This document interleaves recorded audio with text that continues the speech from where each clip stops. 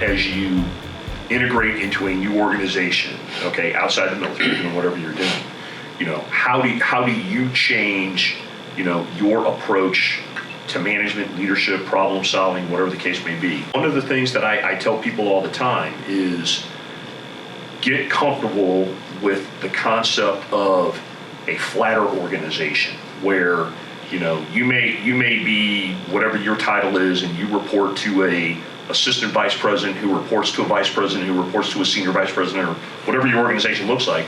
But get comfortable with a senior vice president bypassing you and walking all the way down to whoever sitting in a cubicle and asking them a question about something. Because, that's simply what happened in the military. Very rarely, would that happen in the military.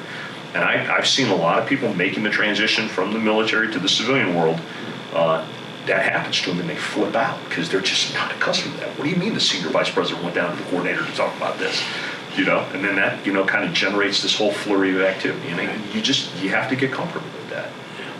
I totally agree. The first time it happened to me, it was like, wait a minute, you're supposed to come talk to me? And yeah, there is a moment of, well, am I not doing my job then? That they're going around me, and the hierarchical process of communications, the amount of information that's available, the amount of data that's available to individuals immediately now requires a little more flexibility, a little more adaptability, a little more an ability to respond in a quicker manner than what we may have experienced prior to the internet and social media, for goodness sakes, and the effects of not acting on data quickly, such as 9/11 and things like that. So there is a better opportunity for today's military members to have a sense of that flatter organization, that more direct communications with leaders, and understand it a bit better than what I may have from when I was in my transitioning from the military to academia.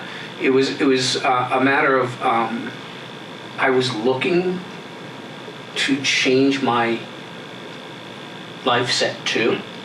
That it was at a time where, okay, I'm ready to be out on my own. And so when you come out of the military, it's, oh my gosh, the support.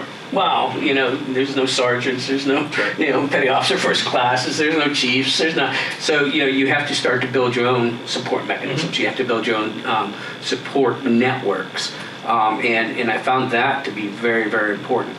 Coming into an organization, though, it was well, who do I report to? Well, if it's this, you go here. If it's this, you go there, and all of a sudden it's a matrix, and it's kind of, wow, this is strange. This is I completely agree. And one of the things I tell people that are transitioning out of the military is when they start to get uncomfortable, regardless of what their experience in the military is, when they start to get uncomfortable with that lack of structure, however they perceive that lack of structure to exist, why don't we have these processes documented? Why don't we have these policies written down, stuff like that?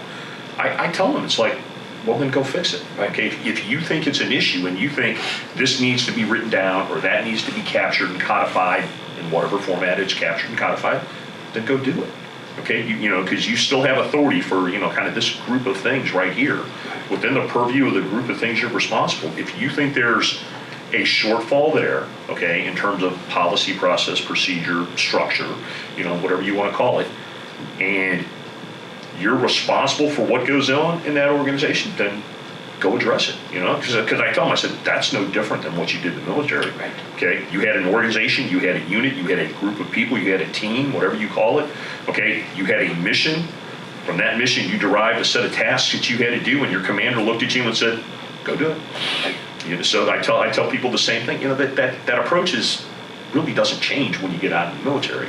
I just think that lack of structure and that lack of hierarchy just impedes the thought process sometimes.